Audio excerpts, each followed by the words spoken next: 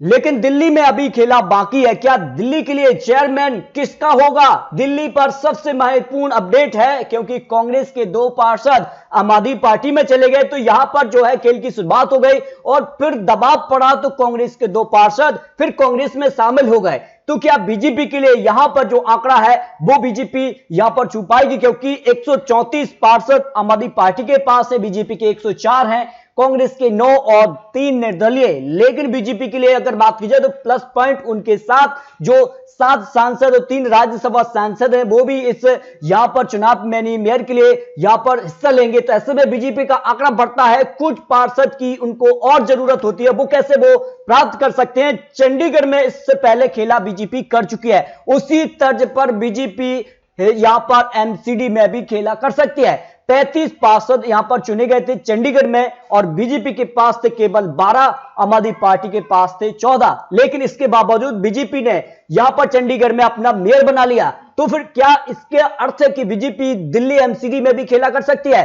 8 पार्षद शिरोमणि अकाली दल के भी थे जो यहां पर चंडीगढ़ के लिए अपना यहां पर बात की जाए तो चुनाव में हिस्सा ही नहीं लिए। ऐसे में जो वोट की जरूरत थी वो थी 14 वोट के साथ चंडीगढ़ में मेयर बन जाता, जिसके पास 14 वोट थे। और ऐसे में कांग्रेस का एक पार्षद बीजेपी में चला गया, साथ ही एक सांसद जो चंडीगढ़ के थे उन्होंने बीजेपी को वोट कर दिया। तो बीजेपी का आंकड़ा जो है बराबर 14 पर पहुंच गया और खेला हुआ और आखिर में आम आदमी पार्टी के एक वोट यहां पर निरस्त हो गया, जिसके चलते आम आदमी पार्टी का आंकड़ा 13 रह गया और बीजेपी यहां पर 14 पर पहुंच गई, जिस दम पर बीजेपी ने चंडीगढ़ में अपना मेयर बना लिया। लेकिन दावा यह है कि दिल्ली के लिए क्या बीजेपी का दावा यहां पर बीजेपी मेयर बना पाएगी नहीं, इसको लेकर आंकड़े सामने आ चुके हैं। बीजेपी जो है यहां पर बहुमत का आंकड़ा मिल पाएगा। एमसीडी की बात की जाए 250 पार्षद चुने गए हैं। ऐसे में आंकड़ा है कि बीजेपी के पास 7 लोकसभा सदस्य और 3 राज्यसभा सांसद भी इस चुनाव प्रक्रिया में शामिल हो सकते हैं, जिसके बाद बीजेपी का 10 और यहां पर आंकड़ा बढ़ जाता है।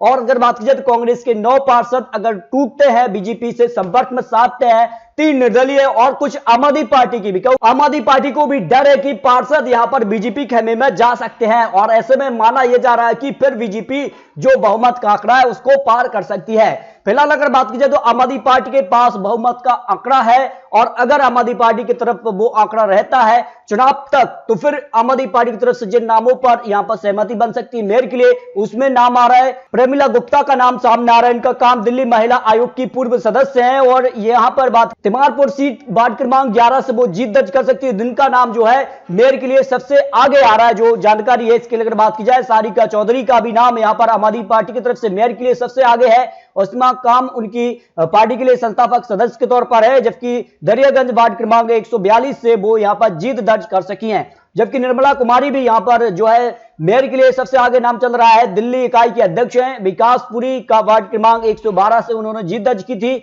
प्रियंका गौतम का भी नाम सामने आ रहा है, जिसमें काम उनका SC/ST विंग की उपाध्यक्ष हैं और विकासपुरी वार्ड क्रमांक 194 से उन्होंने जीत दर्ज की है। इसके अगर बात की जाए तो एमसीडी को लेकर जो है यहां पर खेला अभी बाकी है। क्या बीजेपी चंडीगढ़ की तर्ज पर दिल्ली एमसीडी भी एक कब्जा जमाएगी? ये काफी महत्वपूर्ण हो जाता है, क्योंकि माना यह जाता है कि अगर पार्षद जो है किसी भी यहां पर पार्टी को वोट करता है, पार्टी उन पर दल बदल का यहां पर जो कानून है वो नहीं लगा सकती। एमसीडी चुनाव के लिए ये आंकड़े बनते हैं। तो ऐसे में माना यह जा रहा है कि एमसीडी चुनाव में अभी भी यहां पर एक हफ्ते का वक्त बाकी है। इस बीच क्या होगा?